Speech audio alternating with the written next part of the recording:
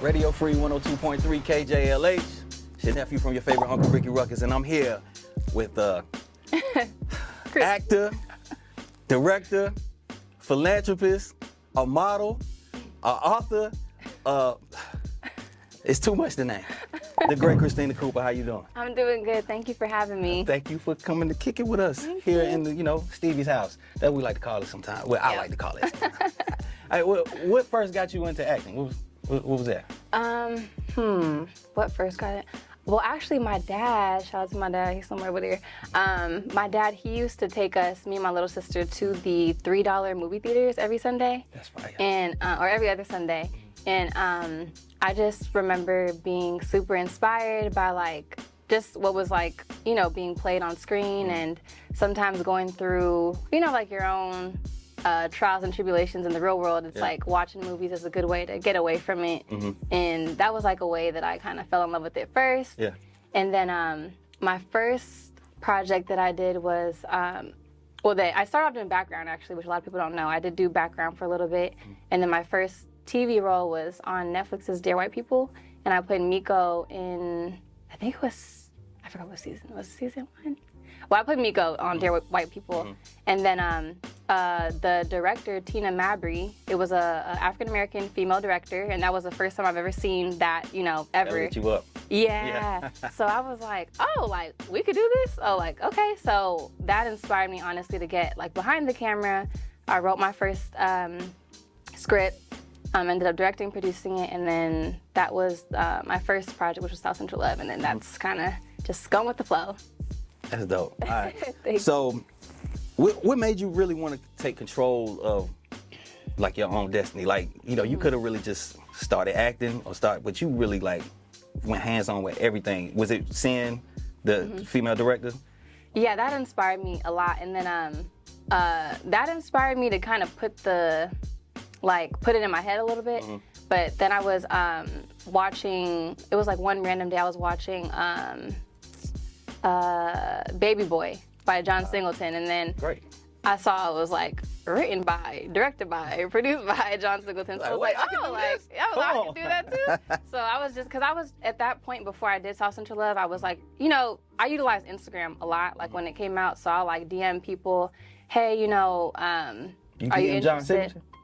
No, I actually met him though before he passed. Rest in peace. Yeah. I did meet him, and he was supposed to come to the premiere of my project, but then he had passed. So that was it was sad. I thought you were saying the DMs reached them. I was like, what? No, not on Instagram. But I would DM random news outlets and just to kind of get the word out there. But before I did South Central Love, I would reach out to people that would maybe want to invest in it. Some people left me on scene. Some people would kind of be okay, yeah, I'm interested.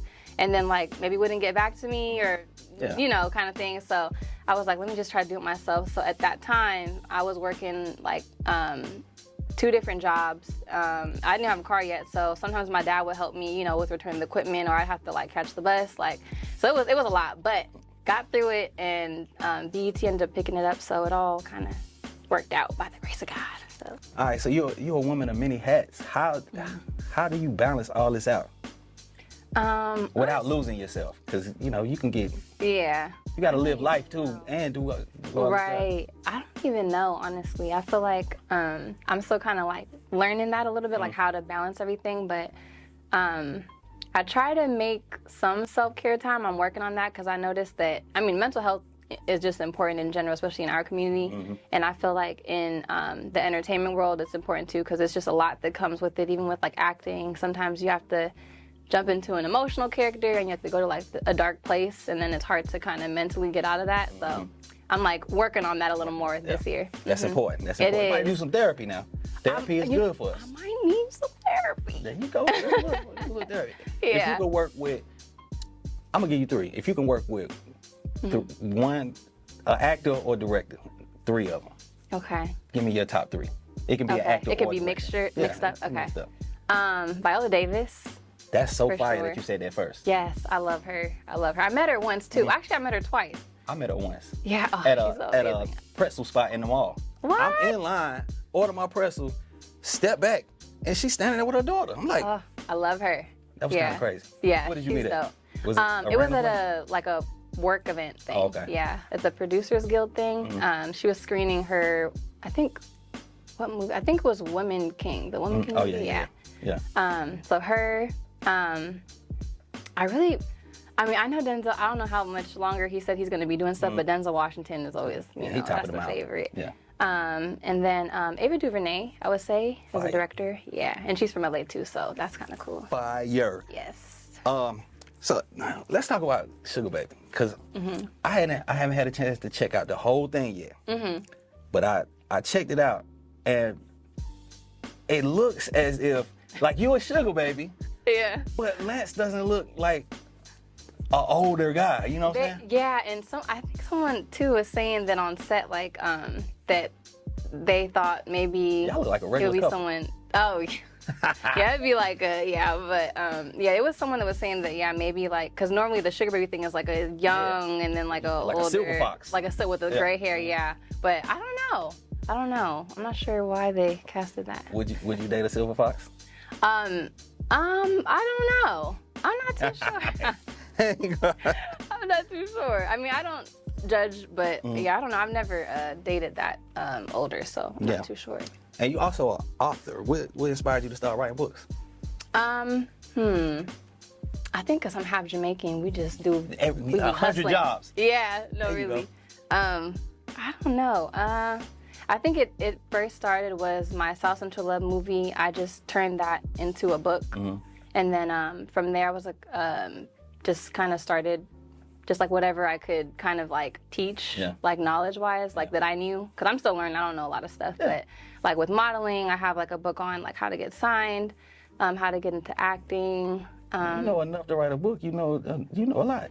A little bit, but I try to like encourage other people too to like residual income and stuff, kind of like what Nipsey taught us. Yes. Like about just finding ways to make residual income. Like what can you make like once and then you can make money every month. So with the books, there's ways to do that and like get your book directly to Barnes & Noble and monetize off of that. And sometimes it's slow, but sometimes it helps, every month. So that's dope. I got that from Myron Golden. Have you ever listened to Myron Golden? No.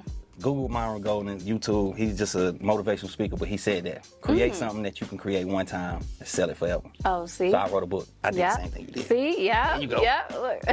How does storytelling through a book differ from storytelling through screen? Through screen? Or is it the same?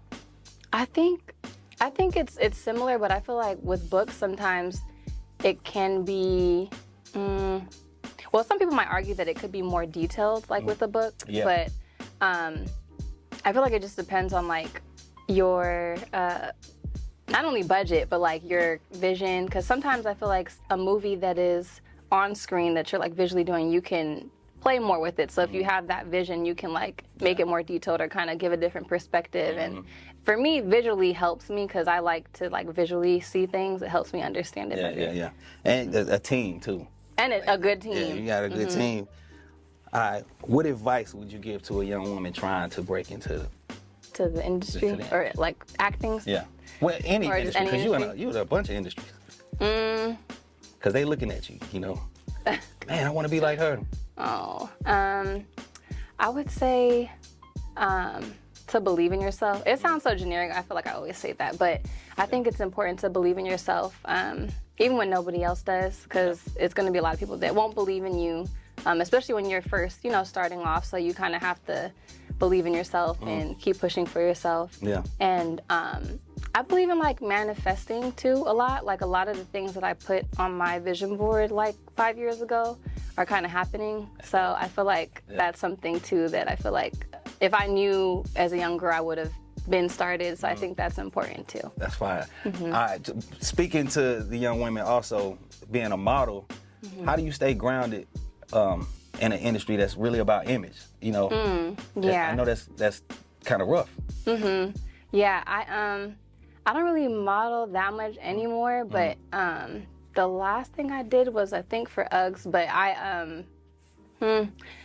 that industry I feel like can be a little tricky. Yeah, because I remember one time when I was in Italy modeling overseas, I didn't have that best of an experience out there, and it made me not really want to do it anymore. So I feel like it's important to just have like self-integrity and like know, you know, what you're in it for, and you know, watch your surroundings and the crowd you're around, stuff like that. But yeah, I don't know. That's a tricky one. Yeah. It just seems like a real superficial industry. It is. You know what I mean? It is. Especially like you're a black woman. It's already. Yeah, I remember yeah. one time I was overseas, and one of the agencies I was signed to at the time, they're really great people too. Gave me a lot of opportunities, but I think it was like a designer that reached out to them, and they were like, "Oh, yeah, we're gonna bring her next season because we don't want any dark-skinned girls this season." And you know, in LA, I'm considered like, you know, light skin. So that's another thing. And sometimes I don't know, it's just, I don't know, location interesting. probably matters. You know, yeah. A lot going on. Different, you know, they came up different. Yeah. And it's different now though, because I feel like with Rihanna's Fenty, it's like a lot better, so. Yeah. Being from LA, how has that helped you navigate through this industry? Like being from the land. From the land. I think, I mean, okay, so I like with people that I'm not gonna say everybody, because I've met people that have moved from, you know, other places that have moved here that are great people. Yeah. And then, you know, there's some people that, you know, come from somewhere else and they move here and they may not have the best things to say about LA. But I feel like majority of us people from LA, like not everyone obviously, but you know, like the LA natives, like we're raw and we're real, like, you know, like the real. But I know that it's just a whole, especially in like Hollywood, it's just a mixture of, it's just a mixing pot. Yeah. Most of the people that I've met from here are from other places. Okay. Very seldom do I meet like a LA native from here. You know, if I meet 10 people, 3 of them are from here. Got you. A lot of people move. But there's opportunity out here, so I definitely get it. And I think, I don't know. I feel like if you're a good person, like, you know, I want you to win, no matter where you're from. Yeah, no matter where. And wherever you land, you can get it in wherever you. Yeah, exactly. Check this out. If you were casted in a superhero movie, what would be your superpower and what would be your weakness? What would be your kryptonite? Ooh. Like I could just make one up, or like in real life? Like, mix it in. Okay. Because we want to know you, but. Yeah. If I had a superpower, I would want to be like invisible. Where I could put like the Harry Potter cloak. Yeah. And like just. You know what? That's. No, I'm just kidding. What you just want to see what everybody doing? Without you around? I don't know. I think it'd be. Actually, you know what? I think I'd want to fly. Kind of generic, but I think I'd want to fly because I just love traveling and like the world. I don't know. Yeah, it'd be between fly or like an invisible cloak. And then weakness would probably be, if there was like a potion or something that like something to do with like my heart, because I feel like my heart is too big and sometimes people take advantage of that. So if that was a weakness weakness for a superhero, then I would say that. That's dope. And then earlier we was talking about you DMing people. Yes. What's the most random DM that you received? Oh, that I've got? I know some crazy ones. Or from a random person. A random person. That's famous. So you don't have to say what they said. It's just. I ain't gonna. Let's see. I don't know if I should say. Nah, we gonna say it. Okay. I'll probably say it after. All right. I guess let's talk more about Sugar Baby. How was the experience like? It was great. Megamind Media, they produced it. Tressa was she's the CEO of Megamind, and they took care of me. It was just a great experience. We filmed in Kentucky. Really? It was my first time out there. Really fun. Working with Lance was like an honor. Learning from him, and I was just grateful to be there, like to be in the room. That's dope. Did you try out, or they just came to you? So I auditioned for another movie for BET, and Natasha Ward, shout out to Natasha, she was a casting director for it. And she's casted a lot of stuff. She's casted for like Tyler Perry movies, shows, just a lot of really dope stuff for BET and other networks and stuff. But she casted for that project, and I guess I had auditioned for her through my manager for another project, and I guess they were like, oh, okay, like she didn't fit the role for that thing, but we want her for this. So then I guess that's how that kind of meshed, and then, so it was my first like script that big too, because it was like 100-something pages, and I was in like almost every scene, so it was like a lot to memorize. It was a challenge, but. How did that differ from South Central Love? Was it different? Yeah, I feel like on the acting side, yeah, I feel like it was, because with South Central Love, I wrote, directed, and produced it. So, and I acted in it, but I was like, because I was kind of on my Issa Rae, like creating my own, you know, kind of thing. And that one I was like in like, I think 2 scenes. So it was very Light short. on the acting side. Yeah. So this was like, I was on set like every day, like 12-hour days. Like How long was the whole experience? We were out there for like a month, I think. Every day? We had like one day off, I think. Ooh. Yeah, 12-hour days. A little bit, but I liked it out there. It was cool. Would you move to Kentucky? You know what?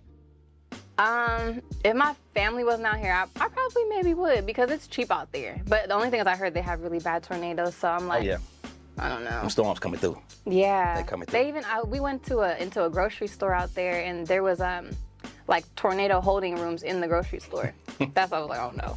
Yeah, you want that. I can't do. Don't be scaring the out-of-towners, man. With all right. There's a tornado holding room. I was like, oh no. What's been your most challenging acting role? Most challenging? I would probably say the Sugar Baby one. Yeah, because it was a lot. It was just a lot more than what I'm used to as I continue to grow. So I'm hoping after this one I can, continue to grow and keep elevating, hopefully. Yeah. And what's your relationship with KJLH? Did you grow up listening to KJLH? I did, yep. And my dad did too. Actually, was it middle school? The bus driver used to play the station on the school bus. So I would hear it. Yeah, That's fire. Yeah, so that was important. And then just, growing up in LA, like driving down La Brea, like in Inglewood, you always see the KJLH. I used to always see it like when I'd catch the bus to my friend's house, and I was like, dang, like, I wonder, maybe one day I'll be able to, go in the building. Maybe, I don't know, who knows? And maybe. And you up in here right now. Come on, 6 years later, we up in here, so I'm just grateful. That's dope. What's your favorite Stevie Wonder song? Oh. So many. There's so many.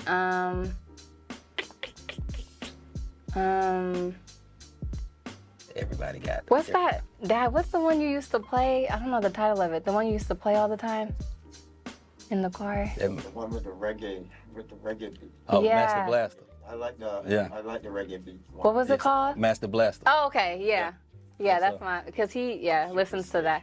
Yeah. Superstition's good too, but I'll say that. That's dope. So you built a brand that inspires a lot of young women. What would you like your legacy to be? I would like my legacy to be remembered as just being kind.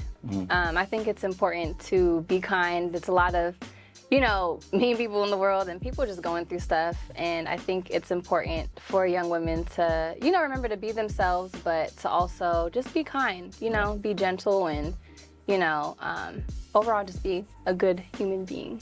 Definitely. And what you got coming up that we can look out for? Yes, so let's see. Sugar Baby already came out on BET, and then there's a new movie called Omaha that'll be coming out I think next year, but it just premiered at Sundance. Dope. So I'll be playing Lizette in that, and then some stuff with Disney coming soon. Come on, I'll be able to talk more about bucks. it. We're getting there. Baby steps. Yeah. And then another show. I don't know if I could say the name of it yet, but it's gonna be like a Power meets like CSI type of show. Fire. And it's a really dope scene. We'll wait. Yeah, it's gonna be dope though. It's gonna be really, really cool. And that's a TV series. So got a few little things in the works, and hopefully be producing something this year too. So I'm working on some scripts. We have a movie we're shooting in Jamaica later this year, so trying to. It's your joint? Yeah. Yeah. I'm trying to get both the sides of my culture, try to get a little something. I do a little acting, Let's get you in there. Let's hear your best Jamaican accent. Oh, have mercy. Bumba clot. There we go. There we go. the bumble Nah. Terrible. Terrible.